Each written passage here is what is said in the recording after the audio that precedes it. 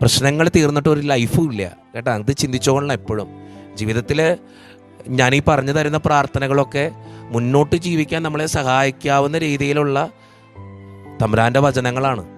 അപ്പോൾ അതുകൊണ്ട് ജീവിതത്തിലെ പ്രശ്നങ്ങൾ ഉണ്ടാകുമ്പോൾ, പ്രയാസങ്ങൾ ഉണ്ടാകുമ്പോൾ ദൈവത്തിൻ്റെ വചനത്തിൽ ആശ്രയിക്കുക. കാരണം മുന്നോട്ട് പോകാൻ ശക്തി നമുക്ക് ലഭിക്കും. അല്ലാതെ വേറെ വഴികളില്ല. ഈ തകർന്നു പോകുമ്പോൾ, അല്ലെങ്കിൽ ഈ നമ്മൾ നടക്കാനായിട്ട് ഇച്ചിരി ബുദ്ധിമുട്ട് കാണിക്കുമ്പോൾ, നമ്മളൊരു വലിയ മല കയറുക. അപ്പോൾ മല കയറുമ്പോൾ നമുക്ക് നേരെ നടന്നു പോണേക്കാളും നമുക്ക് എളുപ്പമാണ് ഒരു വടി കുത്തിപ്പിടിച്ച് നടക്കുക എന്നുള്ളത്. അപ്പം നമുക്ക് മല കയറാൻ പറ്റും. വലിയൊരു പ്രശ്നത്തിലേക്ക് നമ്മൾ കടന്നു ചെല്ലുമ്പോൾ, വലിയൊരു മല കയറേണ്ടി വരുമ്പോൾ, ആ വടി കുത്തി നമ്മളിങ്ങനെ നടക്കുമ്പോൾ നമുക്ക് ഇച്ചിരി ആയാസം തോന്നും, ഇച്ചിരി ക്ഷീണം മാറുന്ന പോലെ തോന്നും, കുറച്ചൊക്കെ വെയിറ്റ് കുറവ് പോലെ തോന്നും. ഒരു പിടിവള്ളി നമ്മുടെ കയ്യിലുണ്ട്. ആ പിടിവള്ളിയാണ് നമ്മുടെ വചനം എന്ന് പറയുന്നത്, ദൈവത്തിൻ്റെ വചനം എന്ന് പറയുന്നത്. വലിയൊരു മാല നമ്മുടെ മുമ്പിലുണ്ട് കേട്ടോ. ഇതിൻ്റെ